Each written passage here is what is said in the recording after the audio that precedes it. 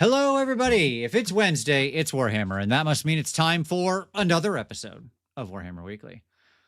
Joining me, as always, or sometimes, I don't know, occasionally, Occasionally. it's my co-host, Yeah. Tom. What's up, buddy? How you doing? Hello, friends. How's it going? It's good to see everybody. Absolutely. And, yeah. It's good to have you back on. And I mentioned the word stats, and Tom was summoned. It was pretty much that easy. Uh, I mean, we're going to talk about the meta. We're going to talk about its health, what's going on, what we hope to see out of the upcoming, like out of battle scrolls in the future, FAQs, Sure. that kind of stuff. Like, what changes do we think needs to happen, right? I mean, I say upcoming, there's always one upcoming because that's how they do it now, which is nice. So we know that's there.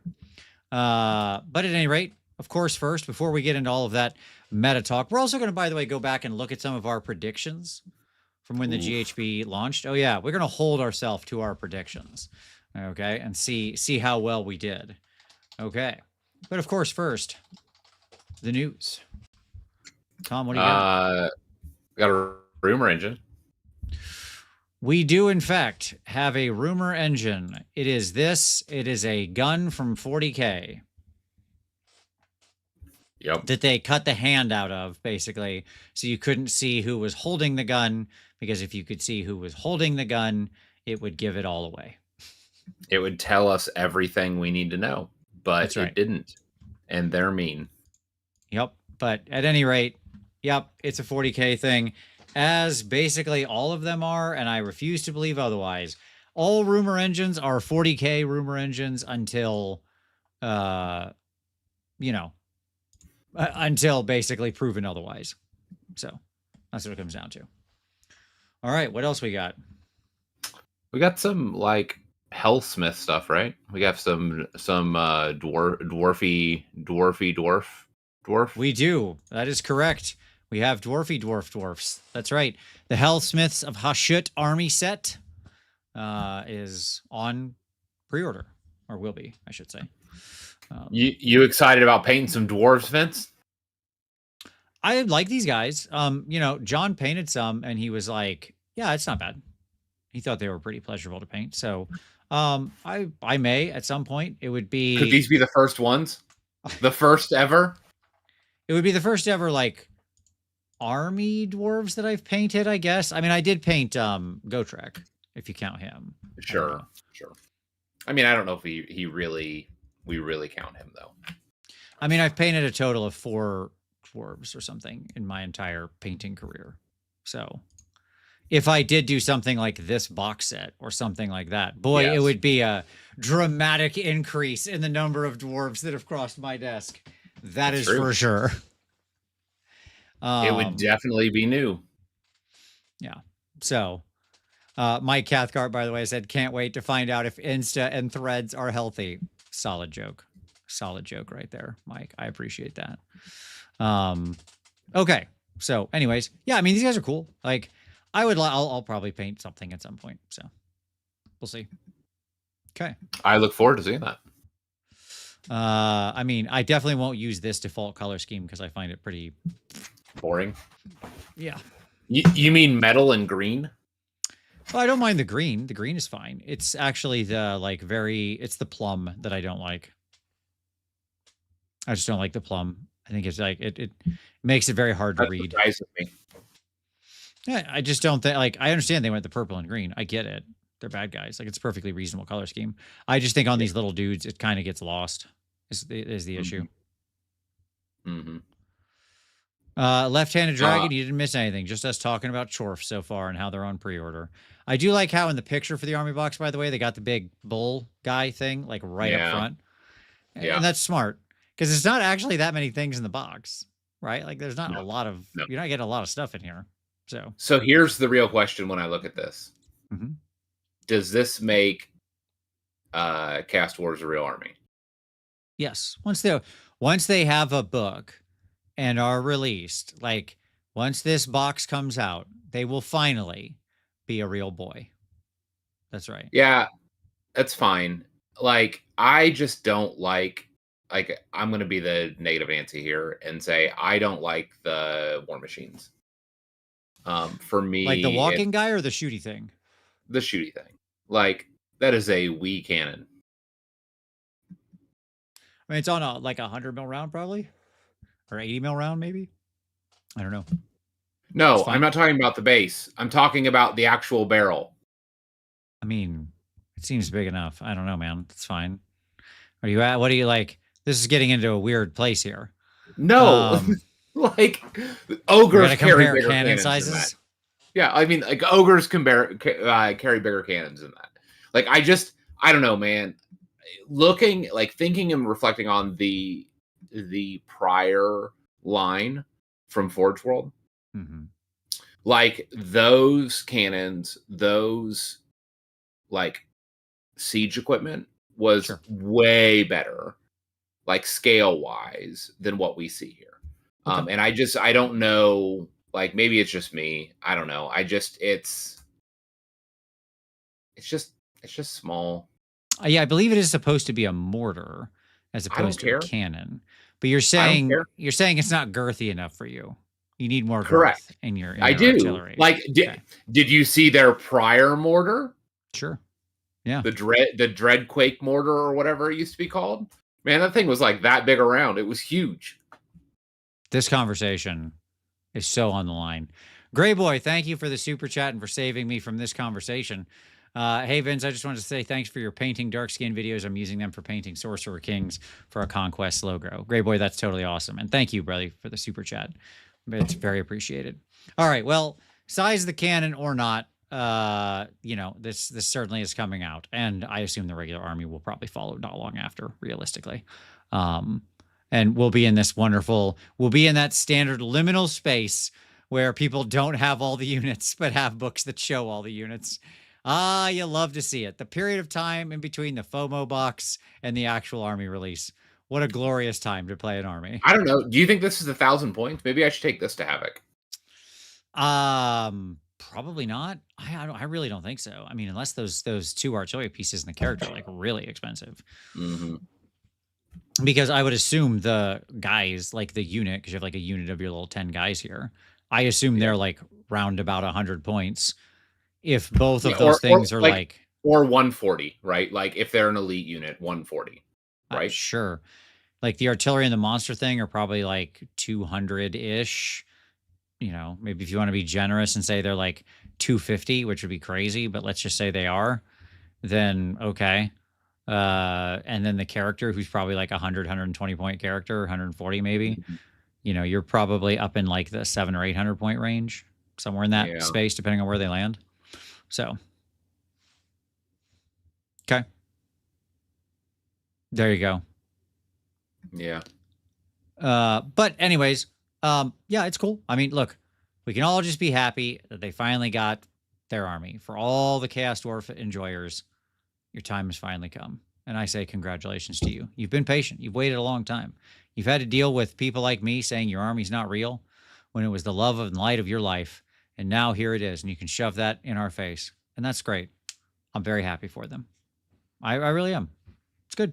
It's good to get things like this. I wish they were more aggressive. Print 20 more armies, I say. Let's go nuts.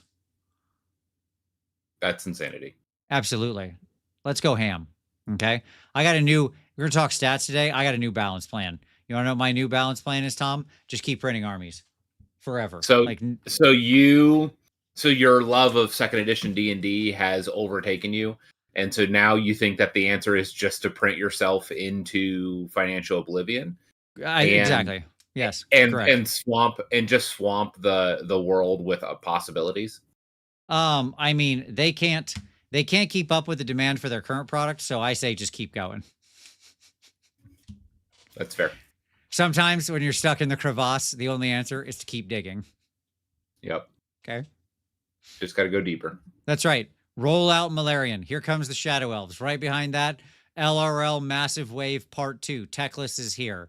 Right behind that, Vampirates. Caribbean Ogres. Bring out all the hits. Elementals. Bug People. All right? Like You're literally just quoting all of my calls from the last 10 years. That's what correct. You just did. Like just rolling out weirdo after weirdo. Okay. Yes, let's go. I say I'm here for it. So at any rate, there you go. Very dwarf answer to just keep digging, says Odd Minis. Very nice. Yes. All right, Tom, I think that's basically all the news we had. It's Yeah, pretty quiet. that's all of our news.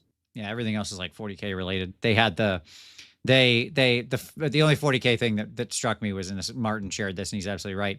They made that like special 40K character, right? It was like from the Dark Elves, Space Dark Elves. Yeah. I know that's not actually their name, but I don't care. That's what they are. And They're Space Dark Elves. It's Shadowheart. It's just Shadowheart from Baldur's Gate 3. Yeah. Yeah. I thought that was very funny. Cause with the super chat saying, no, dig up. There you go. Yeah, absolutely.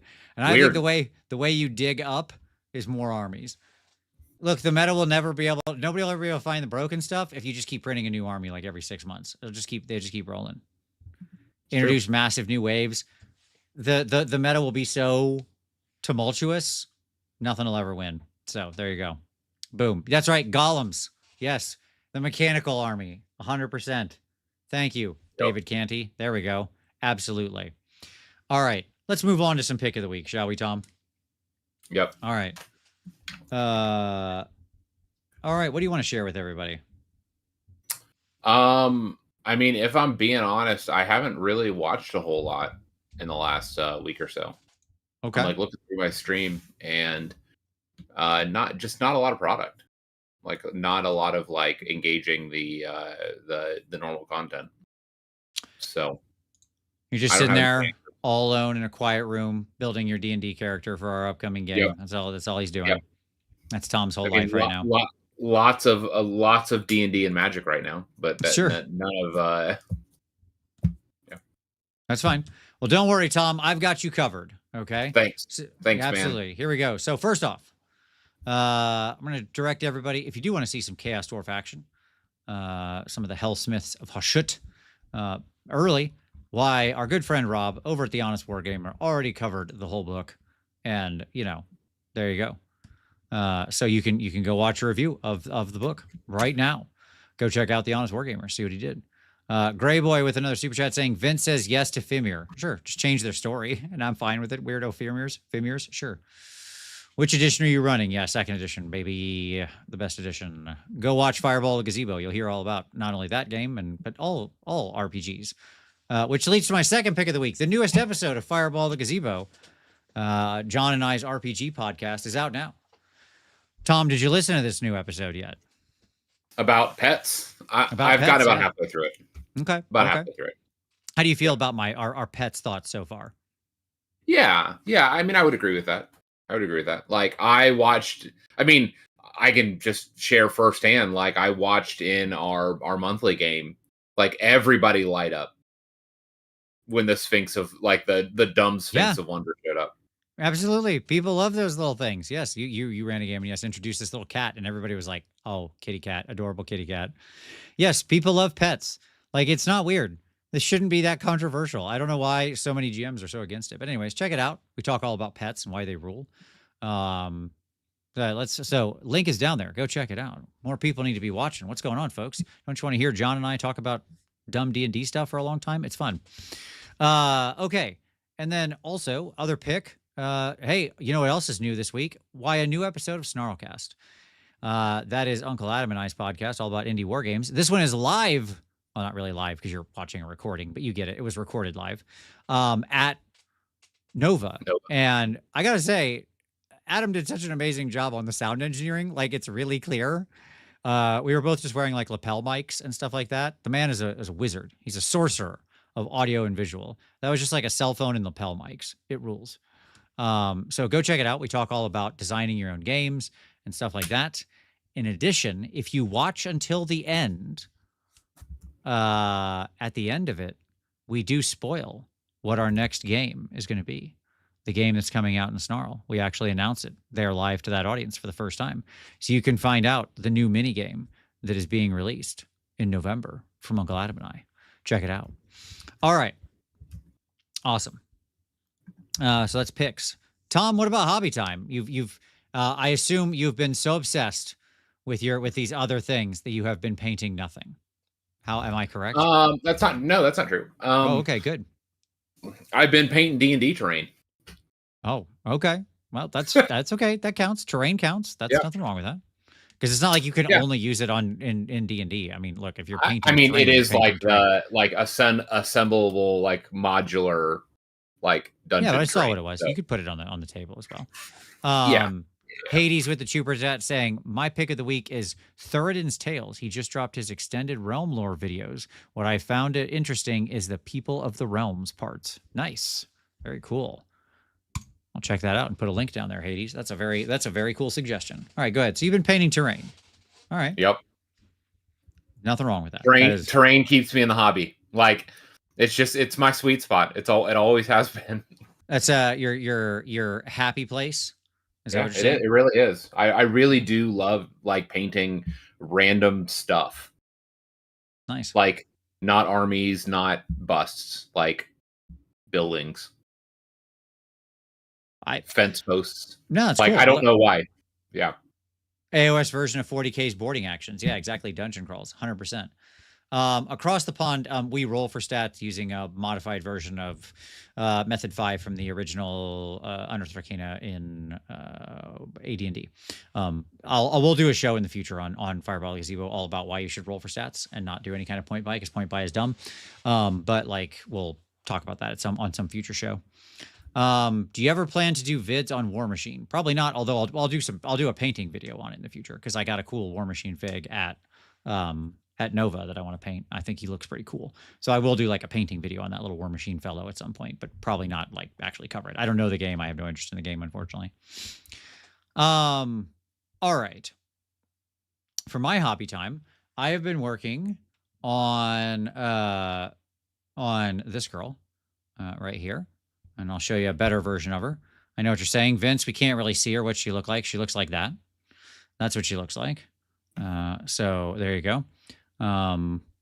This is a knight. She has a sword in her hand. The sword isn't attached because it would get in the way of everything. But so that's what I'm working on for a video that'll come out sometime in the future. And we can kind of just turn her around there. There you go. That's what she looks like. And yeah, so I think she's got some of the more compelling sort of blonde hair that I've ever done, that kind of thing. So yeah, looks a lot warmer here than it does there. Light's weird. But anyways, yes, and she has a little pet. That's right. See, Tom, look at that. She has a tiny little dragon thing she's carrying around. Adorable. Mm-hmm. Yeah. It is adorable. Look at how happy it is. It's such a happy little fellow. So anyways, that's what I'm working on. And just having a grand old time with her. So there you go. Flatwing with the super chat saying, thanks for the advice on my sister's, Vince. Flatwing, of course. I hope it helped. And I'm sorry for your loss. I really am. It's dreadful. So, but I hope whatever meager advice I offered was helpful in like what is a very terrible time. Bobby 3000 with the super chat saying, just bought a new to gaming friend into Spearhead. Lumineth, viable in Spearhead format or a bad time? Tom, talk about it. You're the Spearhead expert. Yeah. I would say that they're fine. The challenge you're going to have is often mobility for Lumineth in Spearhead, just because everything's close, or everything's like low mobility. Like you don't have a lot of everybody's running on foot. Now there are things to kind of counteract that. The bows are nice. Yeah. It's like, here's the deal. I really have not found a lot of Spearhead armies that are like unplayable or it's unbalanced. Like you see, some of you might be a little on the back foot, but it still can give a game, is what I'm hearing here. Yeah. Truly, we really like mobility is still king there, right? So when you have like 14 move eels, right, on a 24-inch board, right? Yeah. That those types of things still dominate or are still really strong. But regardless, most armies have lots of tricks and lots of kind of tools in their toolbox, and then combine that with the card system. And again, you generally have great play experiences. Like I just randomly kind of play through armies in my cabinet, and I haven't really had a bad experience. Nice. All right. Cool. Very good. Yeah, I don't have any good Spearhead advice, unfortunately. All right, we'll leave her behind here, my little girl. And instead, we will head on over to today's discussion. All right. As we transition, hey, if you haven't hit like or subscribe yet and those kinds of things, you should do so. And thank you to everybody who super chatted. Keep those super chats a rolling. It really does help the channel. All right. Let's go to our discussion. So what I'm going to do here is I wanted to start, Tom, with our original kind of like guesses on things from when we read the GHB. Sure. Right? So I brought back those slides. Oops. So, okay. Here was our original summary of how we thought the season was going to play out. All right? Yep. Number one, the new season puts pressure on you to have more units. The MSU pressure is real. Board control matters a lot. All right, so let's just take these in turn. How do you feel about that prediction? I don't know. I mean, the meta has clearly suggested that it can perform otherwise. Okay. Wouldn't you say so?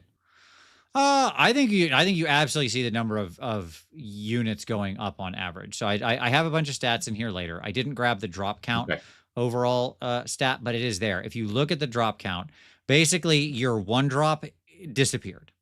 Okay, like it just more or less ceased existing. Yeah.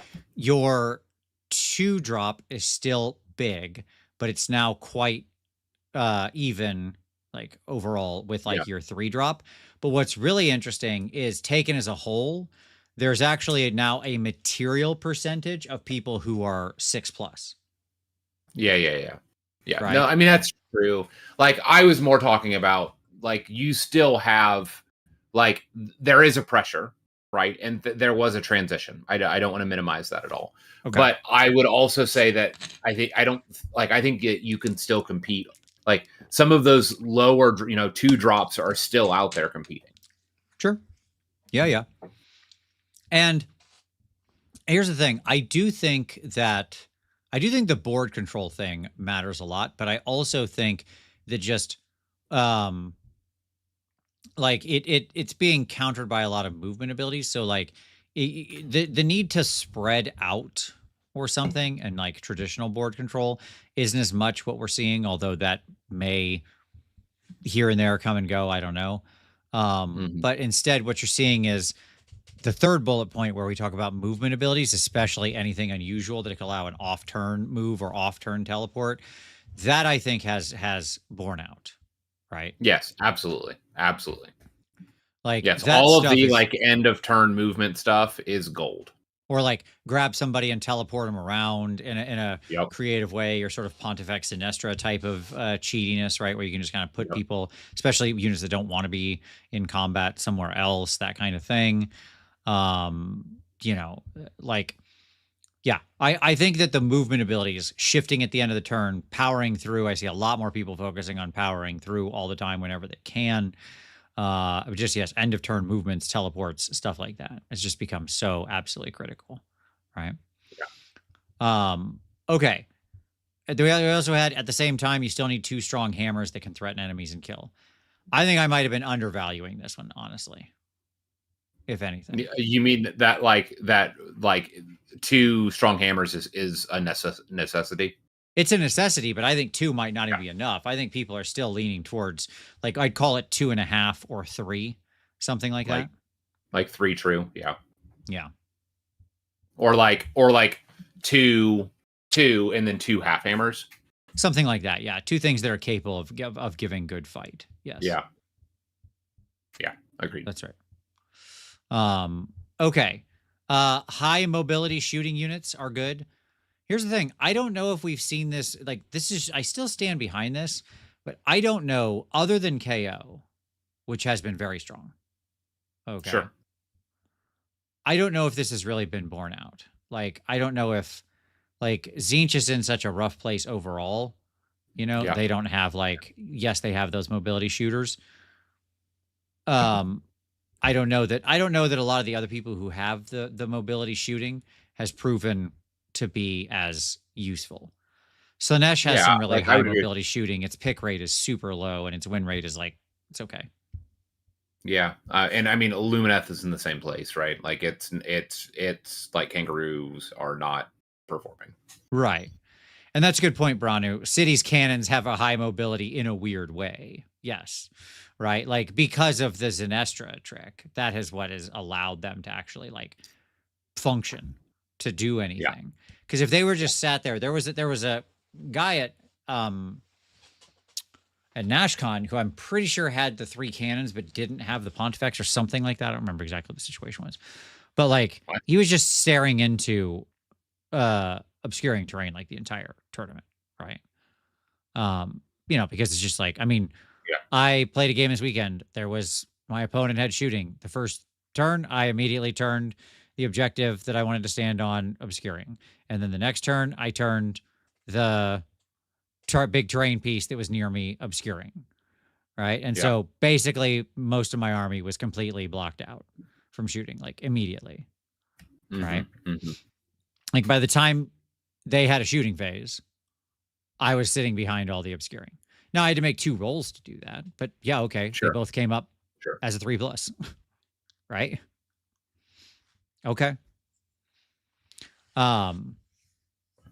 Toonspiracy said, took 10 wind chargers to an RTT. They all died top of turn 2 every game. Yeah, ironically, I played against Lumineth this weekend. So I played against both Nighthaunt and the new Lumineth this last weekend. The Nighthaunt were interesting, but it did not go well for them. I will say that. You're saying the new Nighthaunt? Yeah, correct. You said new Lumineth. I'm sorry. So. Both. I played against both new Nighthaunt and Lumineth, a mostly wind-focused build. Sure. Okay, so it was like all the mobile shooting. And what it did was something approximating not much. Right. Like, it just like you did some damage, I would heal. Was it your Skaven Molderless? No. I mean, that would have been way worse. No, I was playing Iron Jaws. Just rally stuff and do things like that. Was all it took. Ooh. Yeah, that into Iron Jaws. I mean, the problem is the Iron Jaws are just coming, right? The train is coming. Right. And like, I played Iron Jaws and I took him into the Nighthaunt. Like he had 2 units. He tried out the Grimghast Reapers because he wanted to see if Grimghasts could do the work, right? With the big scything mortal damage effect. Right. And first off, I was always able to charge him so that he never had 5 models in range of me. You know what I'm saying? Like I always managed to work it out so that 5 models in the unit weren't in range. So he never got to activate his ability. And then I would go and pile forward. And I mean, I just blew through the units. Like they ceased existing. It's weird how like brutes that make, 50 attacks will do that. Yeah. I don't need the red. Like 2 or whatever. Yeah. Damage 2 and 3. Yeah, exactly. So, it was just overwhelming, right? And Iron Jaws is like a terrible army right now, by the way, to be clear, as we'll see in the stats. It's garbo. Okay. It did take a 5-0 though recently. I believe the list that took it was all mega bosses. Just all mega bosses. Like 5. Well, there was 5 mega bosses and a unit of the new soggy weird brute Rekkas, right? Turtles all the way down. Yeah, sure. So yeah. Did you feel like the Nighthaunt had a chance to win? No. That was a fun game. Like we had a good time, but no, I never felt out of control at any point. And if I can say that with my Iron Jaws, I'm not sure what the situation is there. I did like Lady O. She was really good. She was like super duper good. She is as good as I expected, maybe better. She's like really solid. So there you go. All right. Anyways, against the Lumineth, it just the mobility shooting isn't enough, is my point. Okay. Like, yes, it can get you around the obscuring, but can you actually do anything with that shooting? Right. Yeah. KO is actually able to put enough damage in the air that it matters. A lot of the other mobility shooting right now just isn't actually putting down the damage. That's the issue. And people just have too much, like, yes, my example's silly, but like your point about Skaven, that's a nightmare, right? You come at my Skaven with that kind of crap. I'm just going to you're going to shoot me, wound me, and then I just heal back up to full. at the end of every round. Yeah. Like, yeah, if they're you're not never lifting, going to then get through. they're not. Right. So it's got to be high mobility and high damage, and that's just extremely rare. Right. That's like KO. teleporting cannons and KO and close to end of list. Yeah. There you go. Tom, do you have a relative who works at a dress shop? No. Oh, okay. There you go. Somebody asked. Jelliman, yeah, I mean, I think she's probably auto-include, just to start. Lady O is, because she's just like completely good. She's actually just good. Okay. All right, let's keep going. Castle stationary armies are very weak. I stand behind this. I think this one's dead on. I think if you look at the stats, you don't see anybody who's just sitting still. No. People want to move. And in fact, when we first started this edition, Tom, the big question we had was what's going to win? The dancy objective, play the circles, play the skirmishy game, go get battle tactics, right? Or is the hammery thing going to win? Yeah. Right? That just like go forward and smash. I think if you look at when we get into the stats and we look at the stats of like what battle tactics are selected and what battle tactics are successful, you understand what I'm saying? Like leading to a winning record. The answer is a lot more smash than it is dancy. Right. Like, which is what it was, by the way, before the GHB. Right. Like it is just continuing the smash trajectory.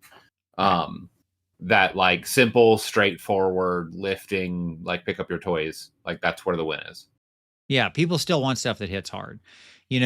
What brought one of the things that just flatlined my Skaven list, like I when I took it to NashCon, was I fought a bigger super hammer version of my list, right? I had like 2 units of 6 rat ogres. He had 4. Right? That's just like a lot of rat ogres. That is a lot of rat ogres. And they punch hard. I mean, they die easy, but they punch way above their weight, right? Yeah. And good news, they can be put back on the table. Correct, yes. It's hard to get them back in the fight, but yes, they can be. Right. Okay. Akurian said, do you think AOS 5th edition would keep the current list building of picking a hero plus units, or do you think they will radically change army construction again? Akurian, your guess is as good as mine. I think they'll probably stick with this for a little while, but do you think they could just as easily change it. Sure. It feels like the kind of thing they like, and they'll kind of stick with it for maybe we'll get it through 5th and they'll change it in 6th. I mean, who knows? Who knows? Yeah. This game has changed so much, right? Yeah. The journey between the launch of this game, let's say, and 4th was basically the same amount of time as the journey between the launch of D&D 2014 and D&D 2024. And that game went 10 years and changed basically nothing. And then they made a new edition and changed basically nothing. Okay. I mean, that's just old D&D as well. Like, sure. I mean, I don't know, man. 3 to 3.5 was pretty fast. But anyways, the point is, I'm talking about 2nd edition, like sure. AD&D to end of 2nd edition. I understand. Even that was like basically that amount of time. It's 10 years. No, it was 20. Like the beginning of 2nd edition. I'm saying 1989 is when 2nd edition is released. To 1999. But yes. I'm saying from the beginning of AD&D. Sure. Right. That's fine. Like, because even 2nd edition wasn't a major swing from normal AD&D. No, it's just cleaning up and consolidating. But anyways, no, I agree. But my point is, like, this game has changed a million times in that space, right? Like, command abilities exist. Command points exist suddenly. Your general can do it. Everybody else can do it. Battle tactics are a thing. They're different now. They're like, everything has changed. The world is changing. This game is so crazy how much it changes. 10 years. Right. So it is wild how fast and how much this game changes. Right. So there you go. All right. And then the average area of the board you have to cover to get at objectives is much wider than previous seasons. That's just true. That's not an opinion. That's just a statement of fact. If you just look at the average. That was observing what was on the page. Right. Yeah, exactly. Yeah. So I stand behind that factual statement. Sure. Okay. We got a couple other things here, just like the general fact sheet of our, talking about the different scenarios. The average objectives is 4.58. 7 of the 12 scenarios have 5 or more objectives, a lot of stuff like that. I will say I've seen a lot of tournaments using the 2 and 3 objective scenarios still. But then the other ones are all basically like they'll use like a bunch of the 5 and 6 is the other 3 for sure. And usually the widest ones is where it ends up going, the ones they pick as the other ones, which makes sense, right? They're trying to make it so you have to cover the spread, as it were. Like, can you build an army that's going to be good at like the 2 objective scenario, but also make an army that's going to be good when it's like super wide 6 objective scenario? So, which makes, I think that's good. I like that those both exist in the season. Yep. All right. Let's get into the actual stats. So now that we've looked back at our predictions, let's talk about some of the stats, shall we? Okay. Sure. So a note on these stats. These stats are all post the battle scroll. You with me? Okay. Yep. Okay. So this is like current meta only, right? Yeah. Okay. This is post the big battle scroll adjustment. All of these stats are courtesy of our good buddy Gareth and his stat site. I will link it down in the description so you can go check it out. It's basically like AOS events. So that's where everything's from. So thank you for that. This only is fed by BCP, which is notable. That's where the API for them feeds from. So this is all post battle scroll events that were entered into BCP. Okay. Holy Zest with the super chat saying, Tom, what are your thoughts on new Nighthaunt? That's a good question. Yeah, you missed the Nighthaunt review show. We didn't let you opine on the new ghosts. Yeah, I know. Like I have not been impressed. It has not wooed me back, is what I would say. I am way more taken by new FEC, and in fact, that's why I chose to do that show. Right, like we talked about which show to do between those two for me, and I told Vince, just looking at it, like I would rather do FEC because there's just nothing in Nighthaunt that's grabbing me. Sure. Yeah, that's fair. I think overall it's not a bad book. Like I do think it's perfectly playable. I think it's a pretty boring book. And I will say the 3-up thing was just on display in the game. So many 3-ups. So, so there you go. Like, I think it'll be a perfectly average book, but I think it's poorly written. Yeah. If that makes sense. Yeah. Yeah. Which to me is like the last place you want to be. I'd rather have like a bad book that's really interesting. Right. Because there might be tricks, right? Like there are things there's like meat on those bones that you can pull off, but when it's just badly designed. Right. Well, like Skaven, when it first came out, was a bad book because all the points were like way too high, but it was interestingly written. When we got the points to a good place, it was a very fun army to play because you could actually get. The problem was like literally before a lot of units in Skaven have dropped up to 40%. That's crazy. Yeah. Yeah. Right. You've added 1 to 2 units to your army that you just didn't have before. Right. So. Artie Charge says on a 3-up would have been a bad drinking game last stream. Yeah, everybody would have died. There would have been 0 live viewers at the end. Okay. So let's get to the stats. Here we go. I'll change our timestamp so people aren't watching that for no reason. Okay. Let's talk stats. Let's start, of course, Tom, with a little bit of like faction win rates. And as you can see from my checkbox, by the way, I had to cut these so they'd be somewhat readable. Okay. Sure. So like you don't see the ends of the bars, but you can imagine where the ends of the bars are. You can see the number that's in the bar. I made sure that was always visible. I know it might still be a little small. We'll see if we can turn this up just a wee scotch. There we go. Let's bring that down just a little. Okay, there we go. Hopefully that's better for everybody. All right. Sleepy Dog chat. What are some good battle report channels for people who like AOS? Tom, you have any thoughts? Seasons of War, of course. I mean, yeah, Seasons of War. I mean, that's the place to start. Like, those guys are awesome. There are many. But what does the chat think? Drop your favorite battle report channels in the chat. Obviously, you can't link them, unfortunately, because that's how YouTube works, but you can do that. All right. So, Tom, what do we got here? Okay. Post battle scroll, right? This is up through last weekend. Yeah. Okay. We got 5 armies breaking the curve. Okay.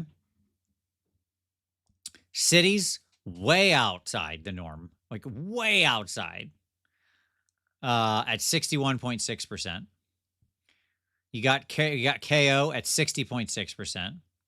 Both of whom have that high mobility shooting, devastating shooting, right? Obscuring ain't saving you from them. Then you've got Cruel Boys, who I suppose do have slightly mobile shooting, but they're winning on a lot of different things. You got the Daughters of Cain, which is shocking to me, but I guess they play the battle tactics game like really, really well, and they can be very high damage. So I guess it shouldn't surprise me too much. They can reach out and touch you, shooting wise. Like they can reach out and touch you. Yeah, bow snakes are still a thing people take. Absolutely. Although I've seen plenty of lists without bow snakes that are still quite successful, but yes. And then, Tom, the shocker of shockers, just getting over the line into bad territory. Lumineth Realm Lords. I think that's just an accident. That's just the Dawn Rider momentum carrying them into that percentile. Sure. Absolutely. So Fortune's Fool, we'll dig in. Don't worry. We'll dig into some of the we're gonna get into it. I'm just starting with the high level. Yeah. Okay. Yeah. We'll get down there. I mean, you're absolutely right that with some of these, it's like kind of one list. So for example, because that shows how fragile the percentage is, right? How much do you need to break? Like KO has actually a pretty wide list percentage.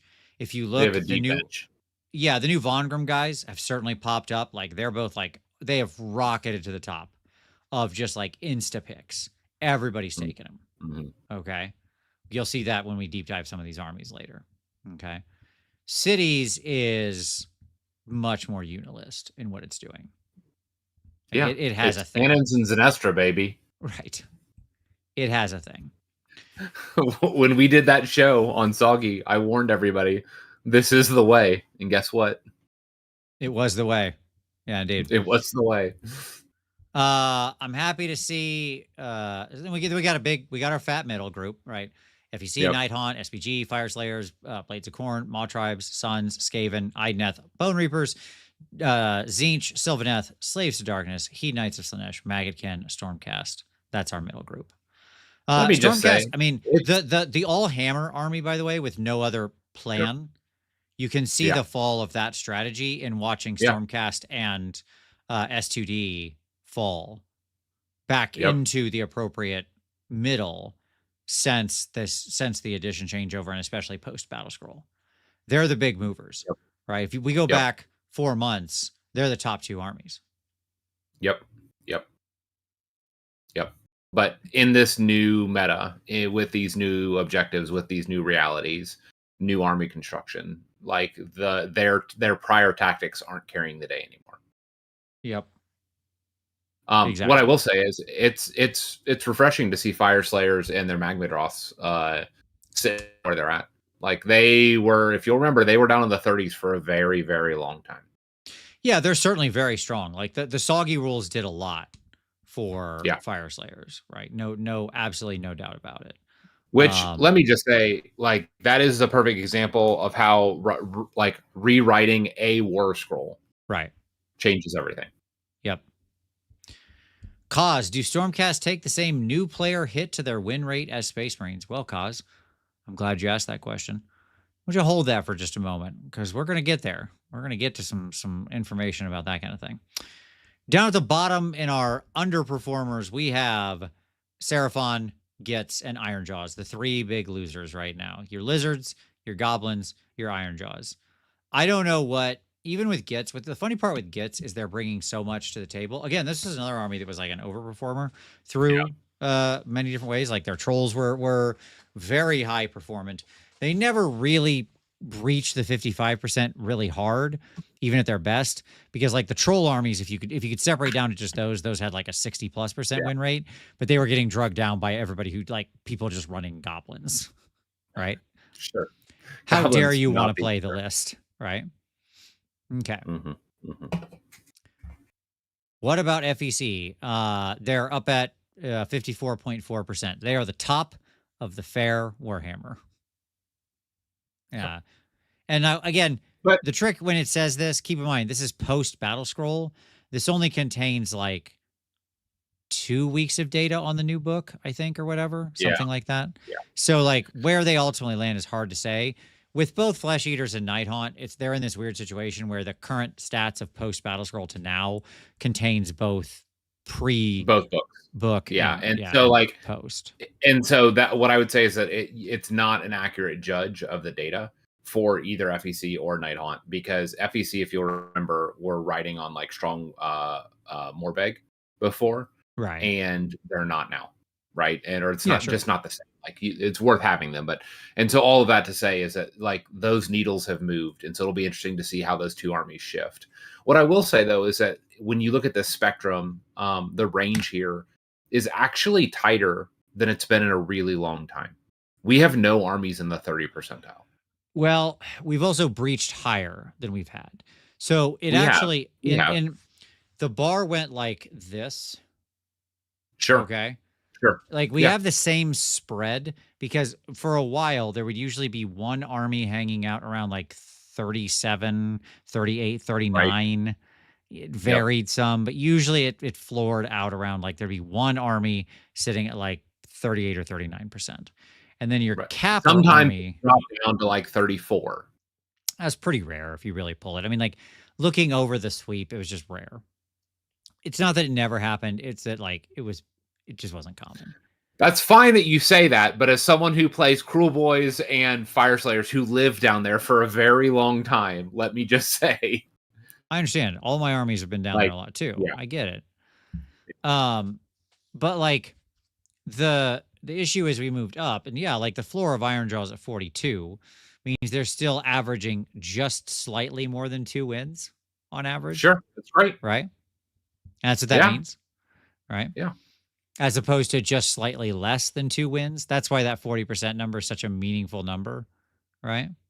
Right, but that means that there's more ones than twos, and that's a problem, right? Like Sure. at least getting to 2, right? 2 of Yes. 5, like Yes. reliably. Like to me, like if everybody's getting to 2 of 5, then it's not the worst weekend. Yeah, sure. But now we have it, but now we're going higher. So we're still running about the same 20% roughly. Like Sure. there's been about a 20-point spread when we're trying to get to a 10-point spread. That's what's happening. Right? We've tightened it up to like 19. Okay. So like, yes, that is materially a tighter spread. Like 1% does do some, it is less than 19 is less than 20. Breaking news. Okay. Sure. But I'm still not sure I'm ready to celebrate it. Yeah. Right. Yeah. That being said, I think some of these armies are going to get hit pretty obviously in the battle scroll and I think some of them is really obvious what you need to do. So we'll see. Now, I don't know how you help the bottom armies is my other thing. Like, I'm not sure what you do with Seraphon, with Gitz, with Ironjaws. Like, for Gitz and Ironjaws, I just find them in a very tough spot. You're just dealing, like, Ironjaws, it's fun to play. I like playing the army, but you, against, in most fights, don't feel like you've got the tools because you're basically just like playing a very expensive elite melee army that doesn't have any other things to do. Right. You don't have the tools. Like, that's the point. Like, that was the point when they launched that book that we complained about. Yeah. Is that they don't have the tools that everyone else does. Now, people who average like 3 wins are mostly going into pig-based strategies. Right? Yeah. To restore back the mobility. Yeah.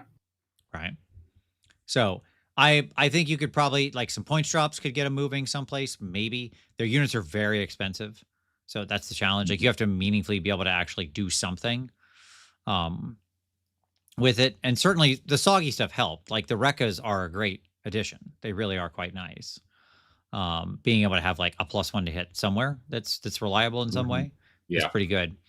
But it's just rough. Like, it's hard for you to play the battle tactic game. That's what it comes down to. Like, in the punchies, you do all right. You do okay. Right. So, Yeah. yeah, I agree. And Kenneth said Seraphon sucks because there really aren't any really strong faction synergies right now. They've had unbalanced pieces that get adjusted, and then there's nothing else to build with. Yeah, absolutely. And yes, you are correct, Bing. There has been, like, as I mentioned, an Iron Jaws player just took a 5-0 this last weekend, right? Running 5 mega bosses on Maw Crusher and a unit of Weird Brute Records. I'm not sure that's a healthy army. Okay. I don't know. Like, I like all mega bosses. that's great. I'm glad that I'm glad. Look, I'm happy for the Iron Jaws 5-0. I'm not sure that's a reason to celebrate. Like, a player used that list. It's like, that's sometimes winning is just as much a sign of unhealth as losing, right? If you're winning with like skews and spam and weird things that just like seem probably not the way people should be building the list or playing the army, that's probably not a good sign of the health of the book, right? So there you go. Okay. All right. So that's just overall faction win rates. But again, we're going to drill through a lot of this. Hades says, do you think some armies should focus more on smashing opponents before they can score instead of trying to score themselves? I mean, some have to. The advantage is that, like I said, the killy tactics end up being pretty easy fit-ins to your smashy armies, right? Like, cities in Caradhran are killing people. They're not, but they're like scoring tactics while they're doing it. Right. Right. They're pulling out the Ortega Taco Girl and being like, why not both? Right. Sure. Yeah. So there you go. Okay. Let's keep going. So this is a different spin on this. So this is just looking at percentage of players with 4+ wins out of the larger cohort. Does that make sense? Okay. Yep. So here, when you rank it this way, so now what you're looking for is 4+ or 5+ wins, right? Yeah. Yep. Again, as a representative sample of your player base, which I find fascinating, right? Because it shows how the higher the percentage, the more of your players who are simply showing up with the army are achieving at least 4 wins. Yeah. Right? Hitting what is effectively an 80% win rate. Right? They're either going 80 or 100. Yeah? Yep. Okay.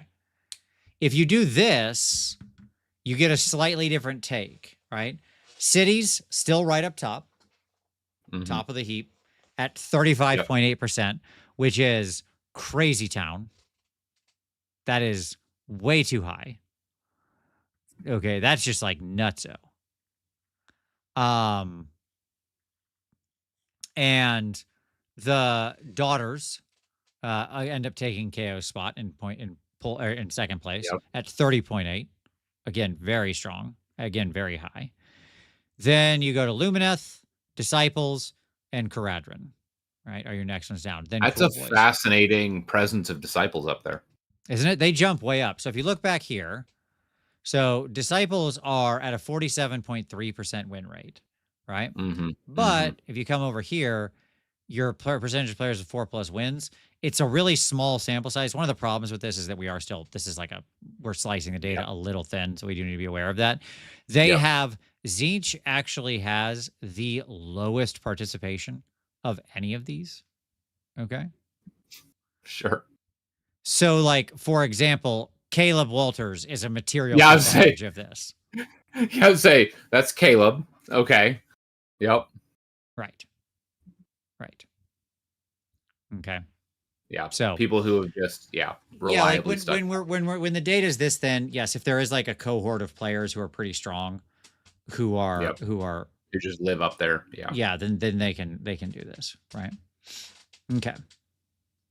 No, I don't believe amusing. I don't think this one actually gets rid of mirror matches because it doesn't matter in this case. You're just looking at do they achieve 4+ wins, whether they're playing against themselves or their own army or not. It doesn't actually matter. You're just trying to figure out whether or not they hit that threshold. But I don't know. I don't remember if I filtered it out or not. I may have. Either way, Ironjawz jumps up. Hey, that's nice. They're not down at the bottom anymore. Who's down at the bottom? Why, it's our old friend Gloomspite Gitz, and the sun's right above them. Right here, you've got like Gloomspite has one of the largest bases of players to operate from as a percentage, right, of games played, and yet one of the lowest percentages. Like the Gloomspite Gitz players who get to 4 wins is just rare. Yep. Right. Cool. Yes. If you're over 30% on this, it is very much too high. That's crazy. Yeah. Like 30% should be like a blinking red line that just says like something has gone off the rails here. If 1/3 of your players. Right. That means 1/3 of the people who show up with that army are hitting 4 wins. 4-0. Yeah. That's crazy. Right. Okay. So I thought this was an interesting, different angle on it. Pretty cool. So. All right. Next stat. Boop. Here we go. So I wanted to zoom in on a few armies. Let's do some zoomies. Okay. So here we're going to zoom in on cities. Okay. So what we see here is over on the right is unit inclusion, and then the win rate of that unit. This is a little unusual to think about it from this perspective, but it's like percentage of lists that have this unit, like their win rate, right? Yep. And so it works in weird ways. But anyways, the point is that if you look at this list, okay. So first of all, a lot of city stuff is qualifying up in the red zone. You're going to see the opposite of what this looks like. Okay. When we get to, guys, we're going to zoom in on the other side of the equation. Notice how much, notice the win rate for the pick rate here, the inclusion, right? Notice how many different things there are. So like earlier when we talked about like, oh, it's led the way by, you know, the Pontifex Sinistra and the cannons. Like, they're here. The Iron Weld Great Cannon, 831 games, right, at a 60.8% win rate. So it's got this incredible uptake as far as just like number of occurrences, right? Like but way there's higher a lot than of the rest of this stuff up there, right? Right. But there's a lot of stuff that's punching way above its weight, right? All the way down to even the hammers. Yep. Right. But yes, you've got Pontifex, the Great Cannon, that kind of thing. So things that are very fun, like, and then they're your Cavaliers, which doesn't actually surprise me. Yeah. Right. Sure. Yes, you do, Gareth. I thank you. Hey, Gareth, the founder of the feast, for all of these wonderful stats. Thank you, Gareth. Everybody thank Gareth. Say yay, Gareth. Everybody type that in the chat. He'll really love that. As I said, from all AOS events, link down in the chat. So it'll be linked down in the chat so you can, or down in the comments rather, after the show. So you can go check out all these stats yourself. There's a lot more than what I could include in here, obviously. Okay. Now, Tom, where we see the other side of the story here is when we go down to formations for cities, right? What do you see? Veteran Cannoneers, 64.4%, right? Just like, yep, that's the one. That's the one. Now, it's funny to me that like the other two have similarly high win rates at about 60%. Sure. Fortress City Defenders and Fearless Exemplars, but they have much lower pick rates. Yeah. Okay. So, obviously, you look at that list, it's like 627 games versus 34. Okay. Yeah. So, yes, despite the fact that there are a wide number of units, including like the Command Corps and Callus and Toll and stuff like that, that's showing up and having an outsized impact and contributing to a high win rate, there's clearly a major strat that's going on here. It's just what are people packing around that, right? What you're seeing is like... it's 3 cannons. Well, it's 3 cannons in Sinistra and some Cavaliers, right? And then that's like the fist. And then beyond that, they just have like people have a lot of other stuff going on. Right. So I thought this was a really fascinating view. How much of those units fall into the red blew me away. Right? Yep. Okay. All right, so that's cities. Let's go ahead and zoom in on KO. KO, look at this, Tom. Look at this red. It's a bloody night over here. Okay. So again, look at your top two. Vongrim Harpoon Crew, Vongrim Salvagers.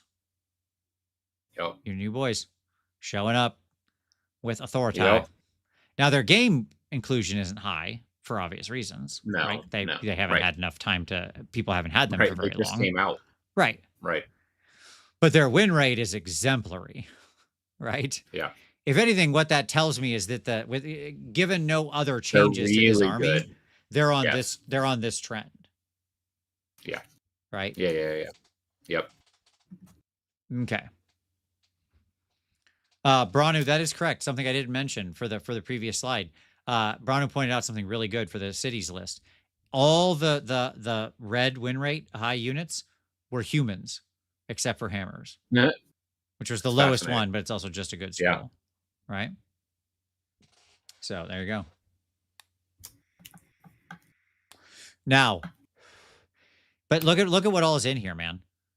Code Wright, Chemist, Null Chemist, all the characters, Sky Wardens, Brock, the Ironclad, Thunderers, Gunhauler, Endrinmaster, Company, Navigator. Tom, this is just the book. Yes, correct. The entire book. Right.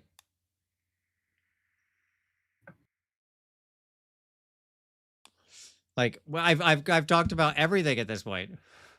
Now, fascinatingly, in the cities, when we look at formations, in the cities list, you have a shared reality of the highest taken is also the highest win. You know what I'm saying? Yeah. Like Veteran Cannoneers was also the highest win rate, right?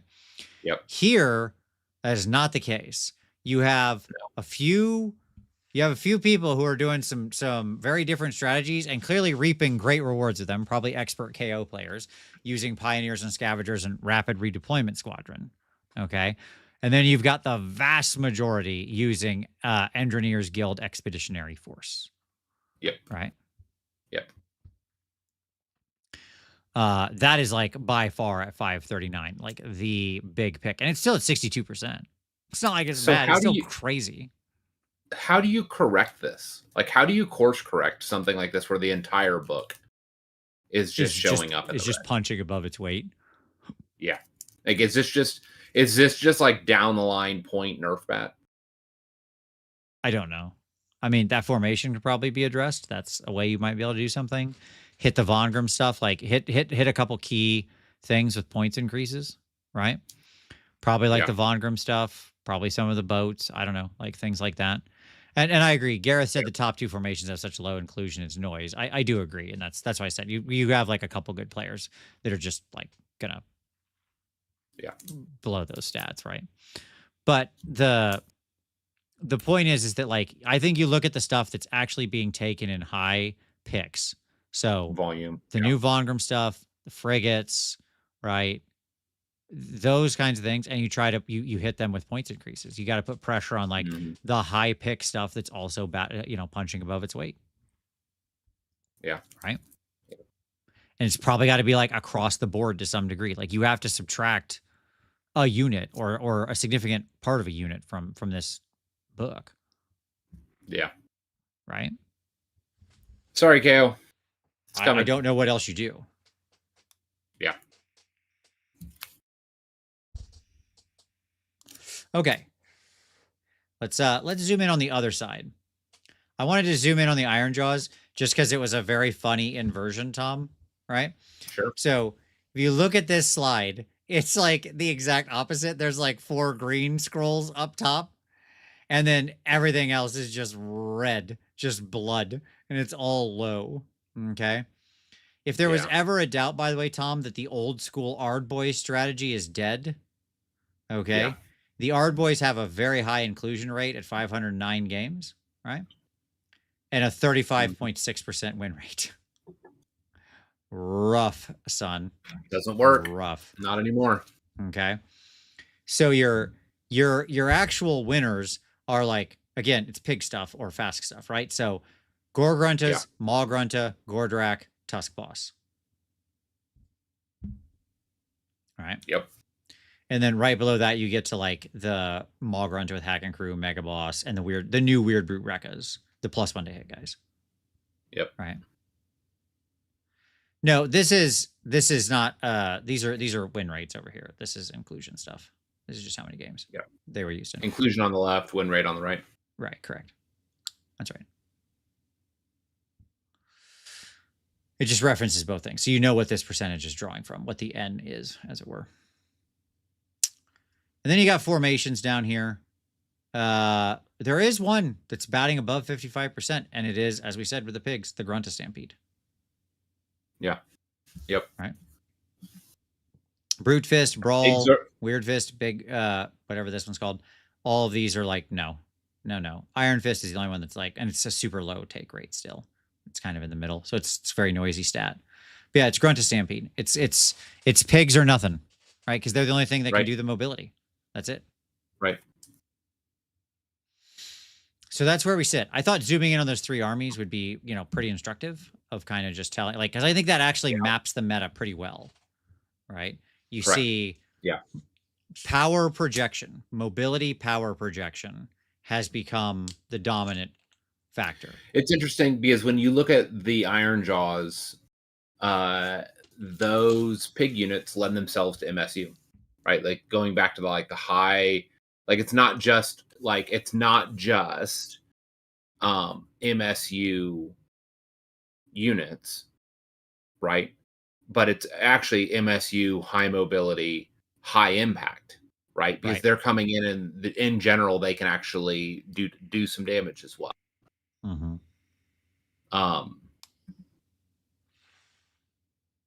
Yeah. Yes, I agree, Matt. It's because this GHB requires you to play wide. Yeah, I agree. I think if we go back to our original fact sheet, I was even undercounting. Like I mentioned that you have to go wide thing, right? Yeah. Like we talked about it. It was literally on the thing we talked about at the beginning of the show. And I think even I undercounted just how important that was, right? And the pressure that was going to put on mobility, right? Yeah. And by the way, somebody asked, is this Soggy Gruntas? No, the top win unit here, the regular Gore, it's just regular Gore Gruntas. Soggy Gore Gruntas are way down here at like 37% because they're just so expensive. That's the problem. They like gave them a little bit of damage back and then hit them with a points cost. That's just insanity. Right. I submit to you those things should be like 40 points cheaper, probably something crazy. Like I think they're that much overcosted. Right. Okay. Yeah, they just don't do damage regardless. Right. Okay. All right. Let's leave the specifics of armies behind, and let's look at a slightly different angle here, Tom. Let's talk about tactics, shall we? I think this is a fascinating thing because obviously this is a lot of your win. Obviously, comes from doing your tactics well, right? I will say over NashCon in my games that I won, I probably averaged like 3 or 4. 3.7 or something like that. I don't think I ever got all 5. That's not true. There was one game where I got all 5. But that was kind of like happenstance. For the most part, I basically was like pushing for 4, right? But you look at your tactic win rates. Okay, so what are our top 3? Restless Energy, Killy. Master the Paths, Killy-ish. Killy adjacent.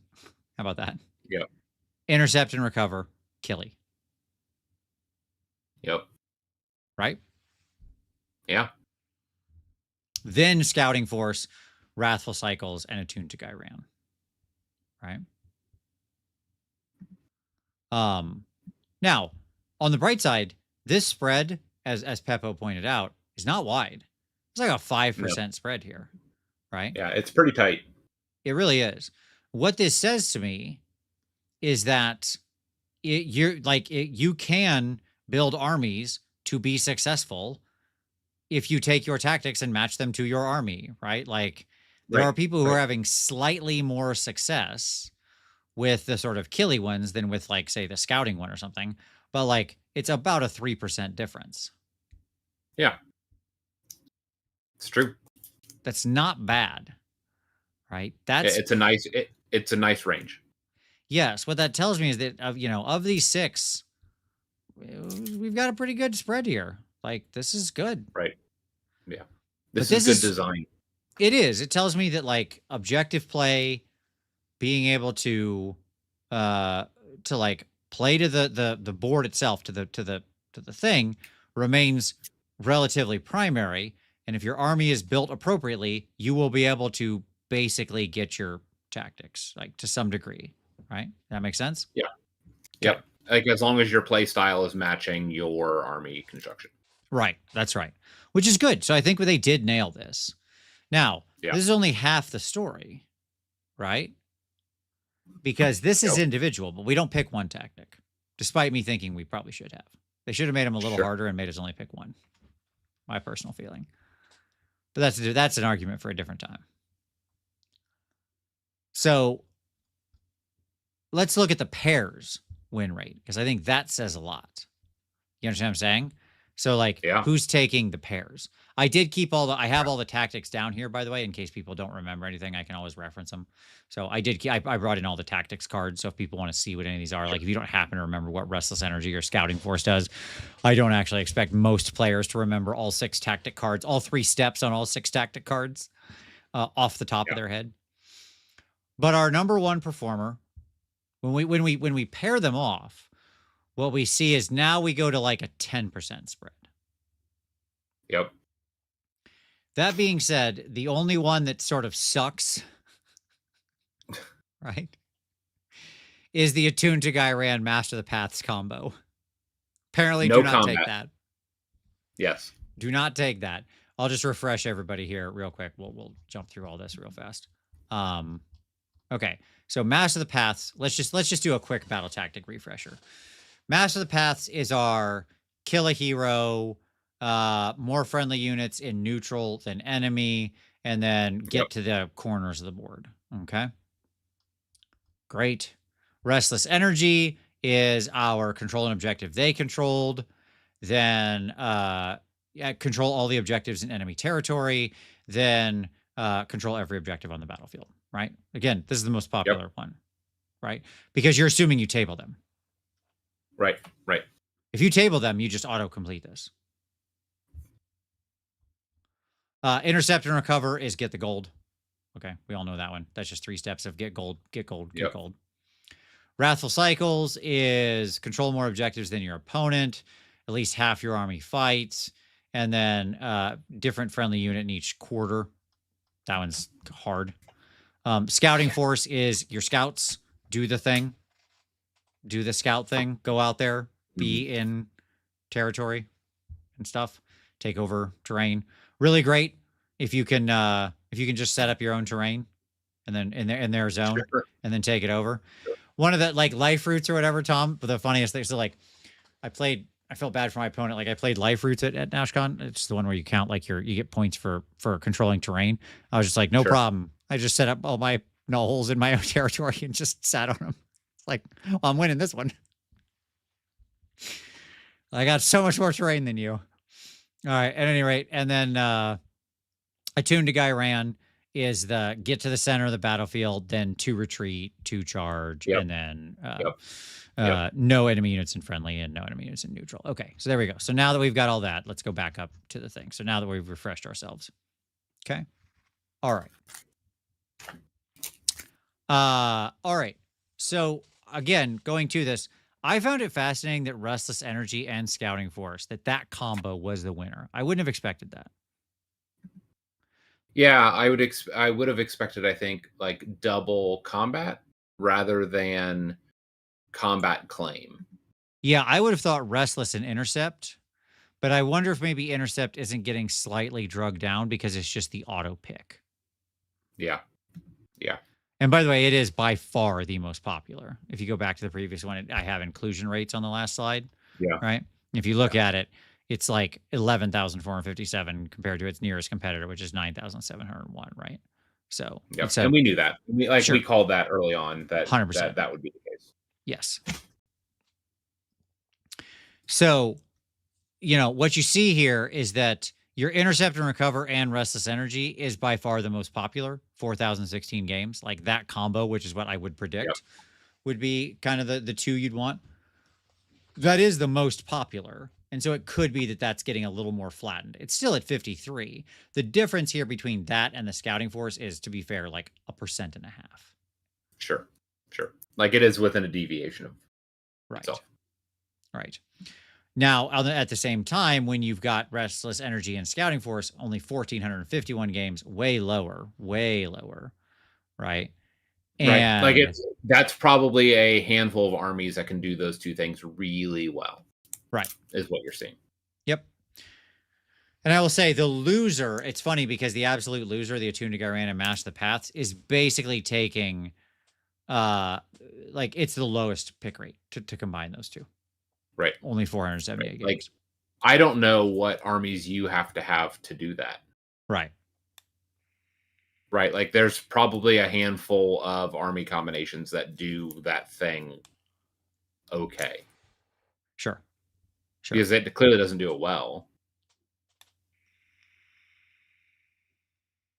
So overall, I thought this was really interesting. What it tells me, as much as anything, right? Because again, it's hard to say, well, like these tactics are better because they win more. Well, no, that's not actually what's being communicated here, right? Part of what this is telling you really, right, to me, is one, there are more armies that can do that combination of like Restless Energy and Scouting or Intercept or Master the Paths. They can do that combination because like your top three, boom, boom, boom, all contain Restless Energy. Right? And so like there's a lot of armies that are just going to be good at that. And then they just figure out what the good secondary thing is to pair with it. That based on the nuances of their list, they can get at. And that tells me that we're still in a very killy meta. Right? Because to tactic out Restless Energy, you're killing your opponent. Basically. Sure. Or darn near it. Right. Yeah. Like where they can't take objectives or threat objectives. Right. Exactly. Amusing Parks with a super chat saying, Tom, so you play KO because as a Bible scholar, you've devoted your life to the gap between the code as written and the code as intended. Is that true? Is that what attracted you, interpreting the code? Hermeneutics is what you're saying. No, I just like to shoot things sometimes. So anyways, I started blasting. Okay. Yep, I agree, Robert. It said getting objectives overlaps with mission ways to get VP, so it's a natural pick for anyone. Yeah.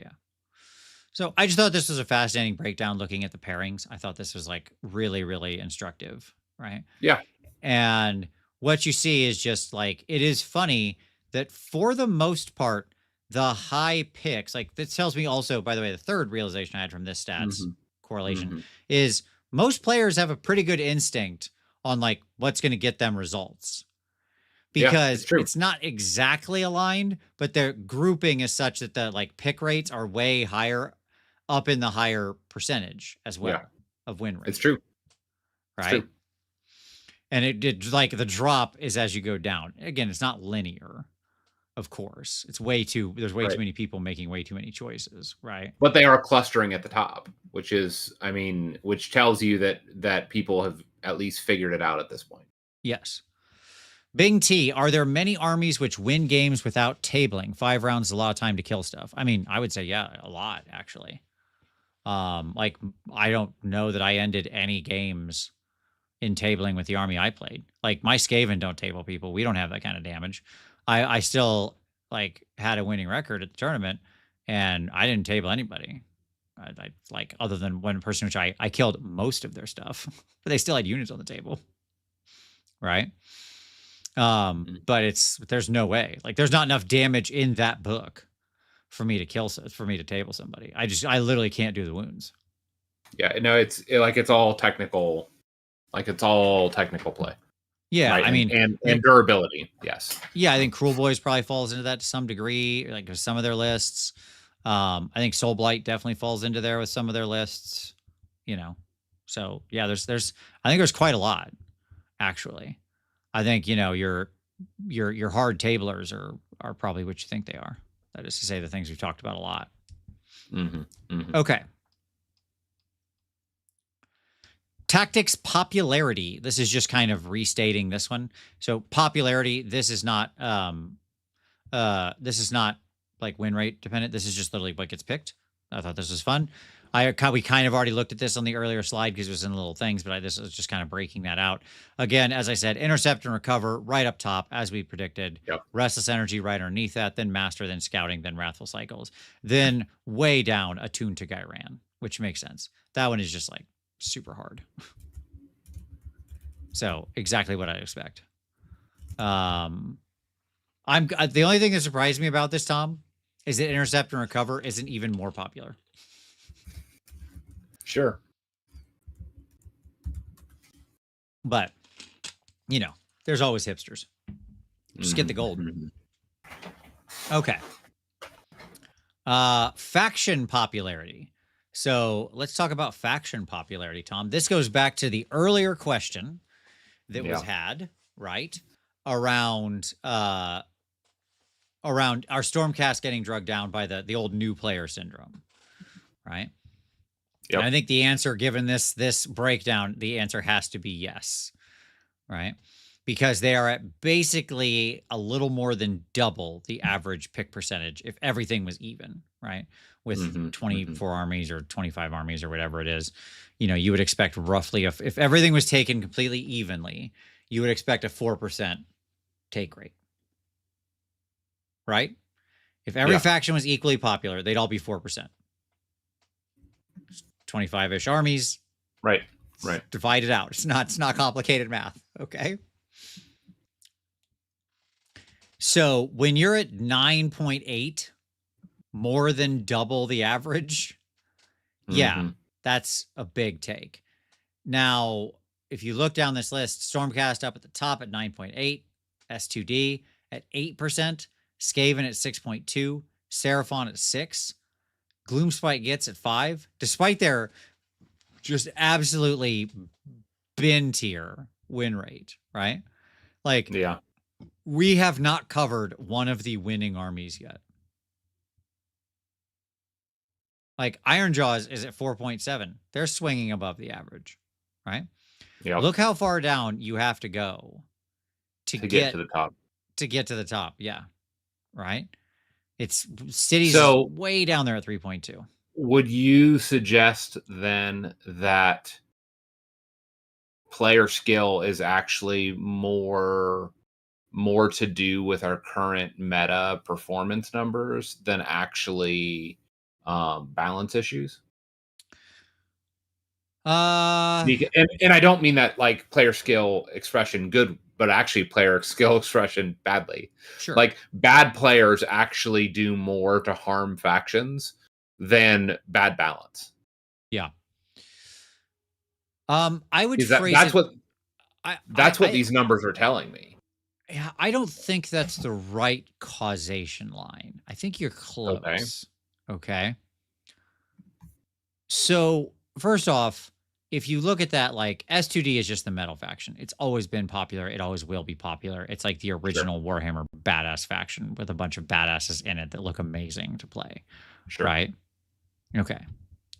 Stormcast and Skaven, you have like a ton of Skaven Tide boxes and stuff like that out there. Okay. So like it's not too surprising when you got starter factions like that. Seraphon are cool lizards riding lizards. Everybody loves Gits because they're little weird goofballs. Like, I can explain why these things are up there. Like, Soulblight is super awesome and grim and cool, and all their new figs rock.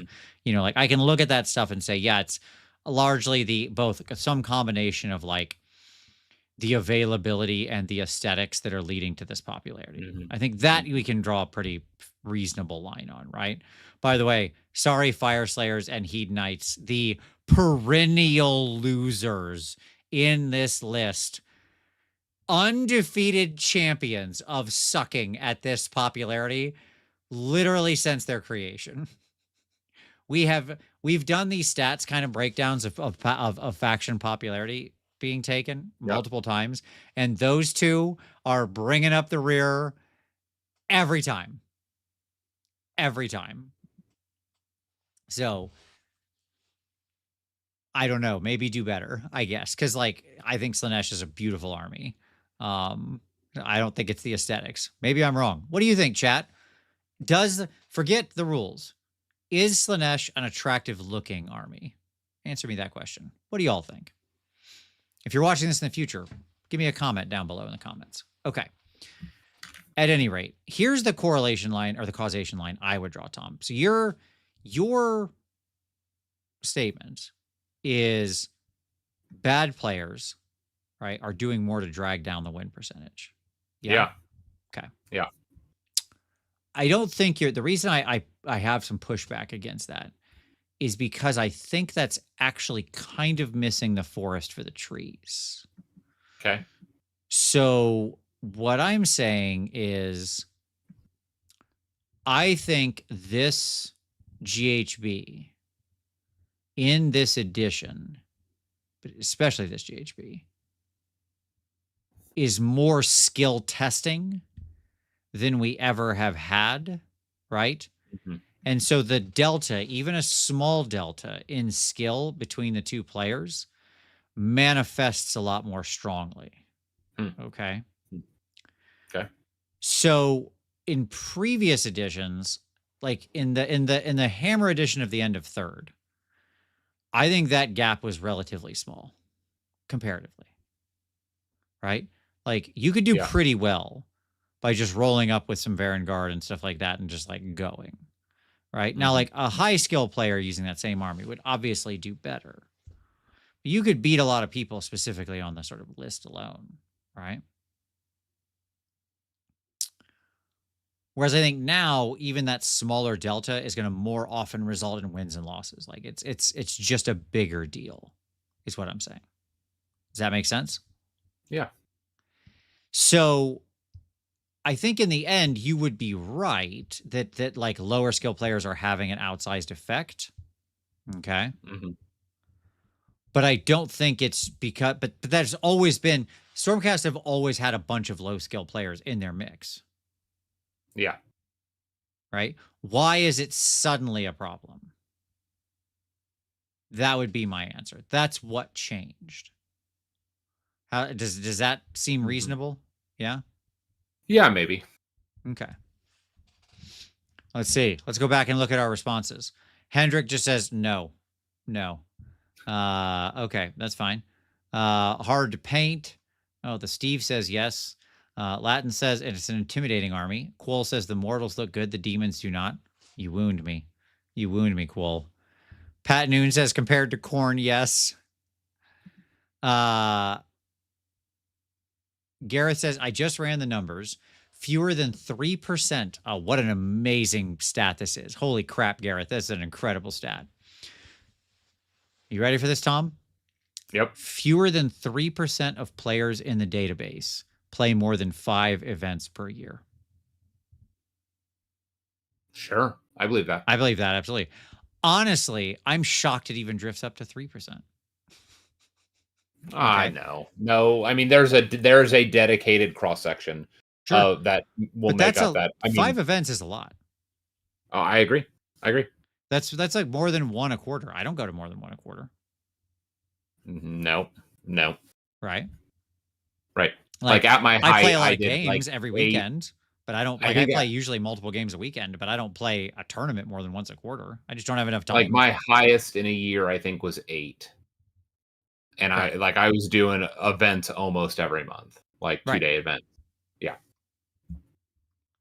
Yeah. Pat Noon says, I wish there was 5 events for AOS in my locality. Well, yeah, that's just it. Right. Yes. And that's correct, Gareth. He's talking about RTTs as well. Right. Yeah. So not just 5 round events. When he's saying that, he means 3 round events as well. Like 1-dayers. RTTs are in that number. Yeah. Yeah, I mean, I think the issue is just exactly very few people, unless you got a big game store near you, right? Like in your area that runs RTTs. Well, I mean, we have RTTs every month locally. Like in the last year, I've done at least 5 events, but I don't think all of them are in the system, right? Like all of them are in the BCP. Like that's the other half of this. Right. is that they're not like the BCP system doesn't capture all events. Captures a Right. lot, it doesn't capture all of them. Yeah. At any rate, it's fascinating to me because like I think that what it really says is just like it's expensive to travel to Warhammer events and most people can't afford to go to like 5 events a year, right? Yeah. Branu says, to Tom's point though, I think it's more interesting looking at how low the rep is on the very successful armies. That means any form of meta chasing creates a greater skew in those armies' win rates. Yeah. I mean, the there's not enough ballast in those low rep armies to regress to the mean. Yeah, I mean, like the reality is, if you go down the list, it's fascinating. Cities at 3.2, Caradron at 2.8, Daughters at 2.6, right? Like these are Cruel Boys at 2.6. Like all the top armies are on the bottom of this list. That's what was so fascinating to me when I pulled this stat, right? Is it's like an inverse of the win rate, almost exactly. Yeah. That's crazy to me. So yeah, I thought that was interesting. Okay. All right. What's up next? Wait, did I double? What did I do here? Oh. Faction popularity and then faction popularity. Okay, I double dropped slides, but I don't remember what I did that for. There was something. Nope, I think it's just the same stats. Okay, that's fine. We'll skip that one. That's probably a little bit of a error on my side. Oh, there you go. Okay, so that's it. That's it. So yeah, that gets us to the end. I just added accidentally. I pulled the wrong stats first. I think this one I left that slide in. So there you go. I mean, Tom, overall, and I think that like what it says is that we've got some real strong points in the meta. Yeah. So like, oh, Gareth says, tangentially related stat, Vince Venturella. I ran some numbers this morning and I've TO'd 68 GTs ever. LVO in a few weeks will be number 69. Nice. Impressive. Nice. I mean, yeah, Gareth's like a champion TO. Like that's incredible. So what this says to me is like, okay, what are our bright spots, Tom? What do you after going through all these stats, what are the bright spots to you? What do you see as like the good, the healthy signs right now? What's a good sign to you? What do you think? That the floor has been raised. So the percentage floor that's been raised above, like to have no armies in the 30% is meaningful to me. Sure. Yeah. Right. Yeah. Like I don't remember the last time that we didn't have that. Like it's been a while. Right.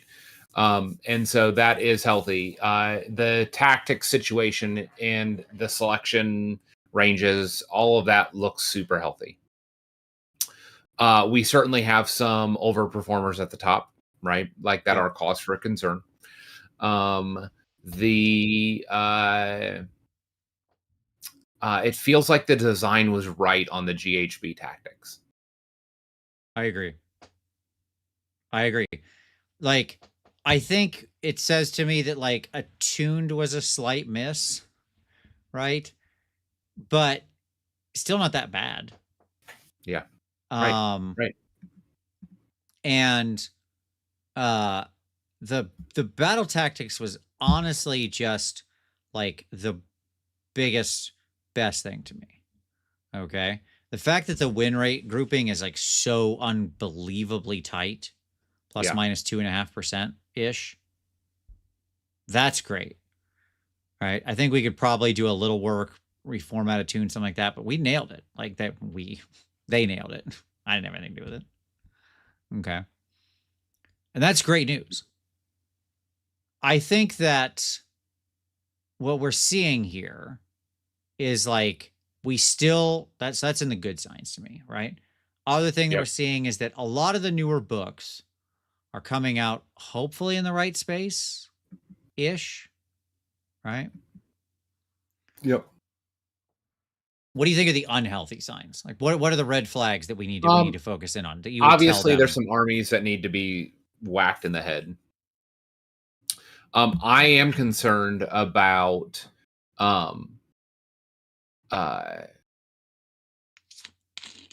we have lots of new books that are up at the top. Sort of. Sure. And older books seem to be drifting to the bottom. Yeah. And that's Let's not return new. back here. Yeah. No.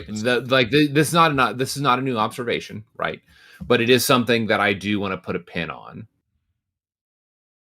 I mean, like- KO is like your big outstander here. Cruel Boys is obviously an older book, and it's still performing. So, like, to me, this is a little more of a mixed bag, honestly. Right, but Cruel Boys is also in the same book as Iron Jaws. Sure. Which is like, not performing. Tale of Two Cities Right. there, if there ever was one, right? Right. Yeah. Right. So, like, how do I want to say this? What I would say is more concerning is that Soggy seems to have had a disproportionate impact on some armies. That's definitely true. Yes. 100%. Like, it's amazing how much Soggy did, right? Like, if you dig into lots of those armies and start really breaking down like the Soggy unit inclusion rate, it's high. Okay. Yeah. Yeah. Which is not surprising. Those feel like those scrolls were made with the benefit of some kind of hindsight, forethought, deeper examination. What does the army actually need? How do we build it into a more coherent force? Mm-hmm. Like, for the most part, those scrolls have been extremely successful. Yeah. And on it, as an aside, I would be very interested to see on those Cruel Boys lists what percentage of them are sitting with Kragnos. But that's another conversation. Yeah. I didn't pull the Cruel Boys specific list. So like, I think that Cruel Boys are really an outlier here amongst the other data that we have. Okay. Yeah. Like, the Soggy Nashtooth is pretty great.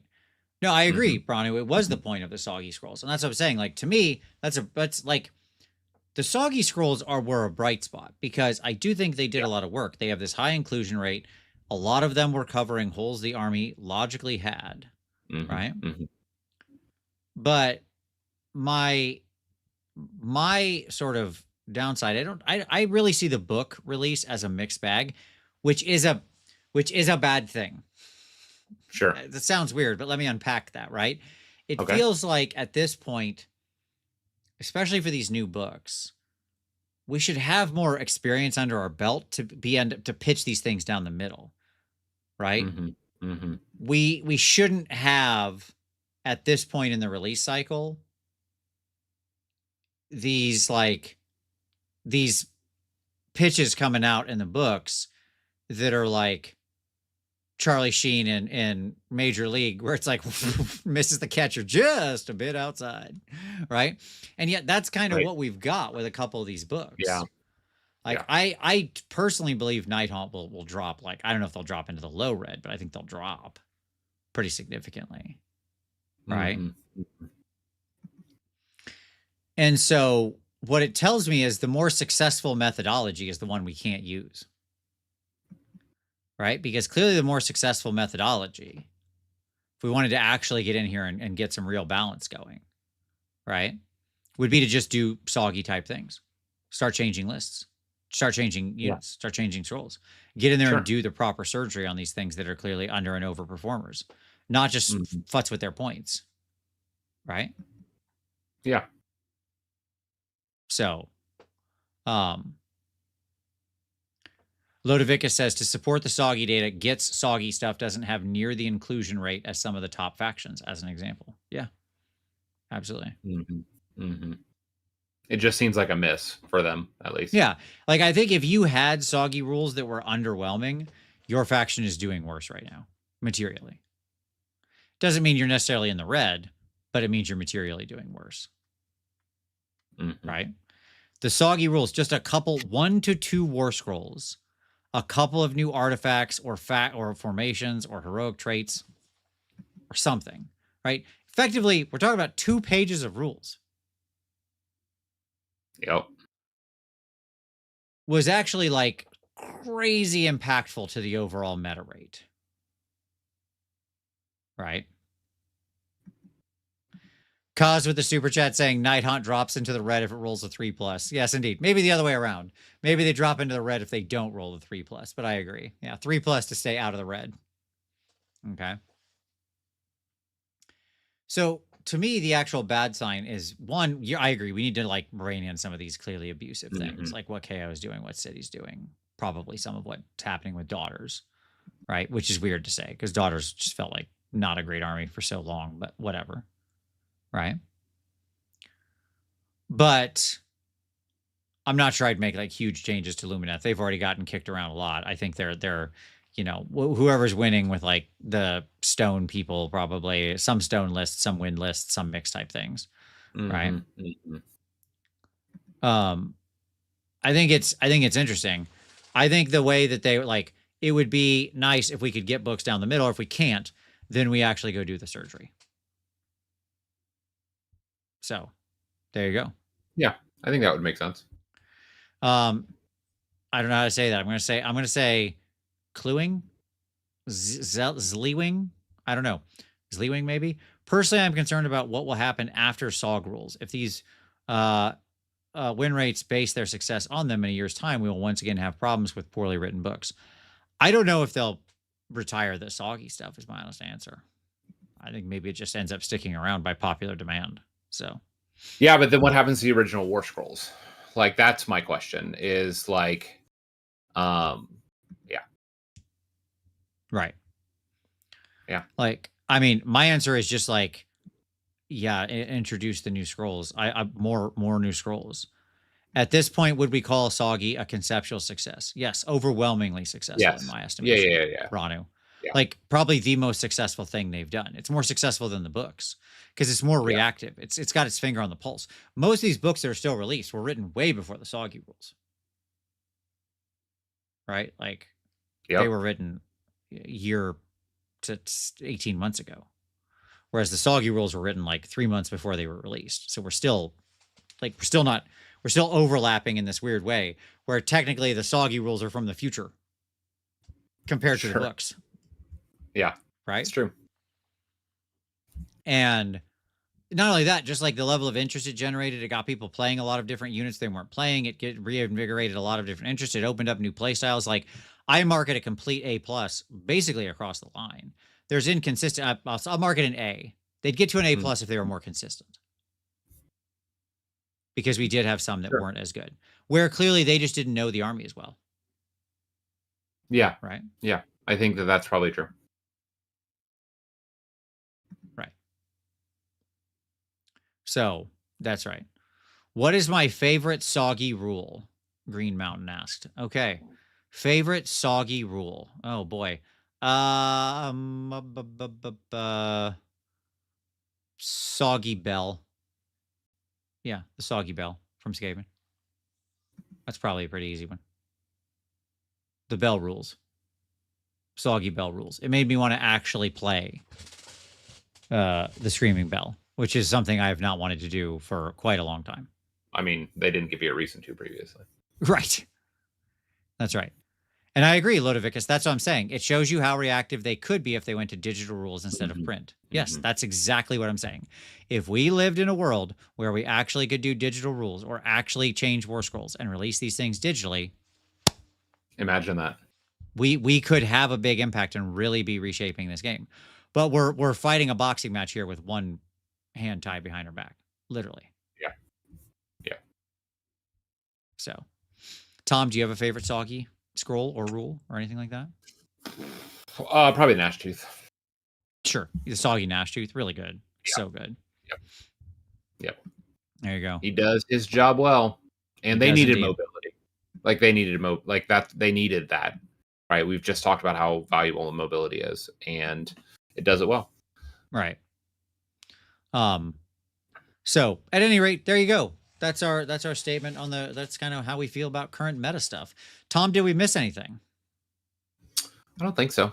I think it's fairly exhaustive. Okay. Green Mountain said, do you think we could have different War Scrolls for other realms, aka Fiery for Akshi? Oh yeah, let's go. Absolutely. I want to see tons of other scrolls. Like, honestly, I would love to see them do a Soggy type project once to twice a year at minimum. And And I don't want those Tommy, scrolls to go away. I think they should just stick around for the entire edition. There's my personal feeling. Yep. Agreed. There you go. Right. Oh, Bronner says the Rune Sun. That's also a hot pick. The Rune Sun would also be a hot pick. Yeah. Soggy Rune Sun. Soggy Rune Sun. Very good. Well, hey, folks, there you go. Thank you very much for watching. I hope we gave you some insights, or at least something interesting to think about with the current meta. Tom, appreciate you being here as always, brother. Always. For all of you out there, hey, don't forget to hit like. Thank you to everybody who super chatted. It's very appreciated. Thank you to everybody who chatted and commented and stuff like that and kept the conversation going. It's all really appreciated. All that engagement really helps. If you haven't already, do hit like on the way out. Don't forget to subscribe. We'll be back here next week, of course, talking about more stuff. And it's, as always, is good. If you want to support the show, lots of ways you can do so. The aforementioned super chat is just one. You could also look down in that description. There's all sorts of links to buy your hobby stuff. There's our other podcast, like I mentioned, in the Vinci Cinematic Universe, of course, as everyone's calling it these days. Very popular. The VCU.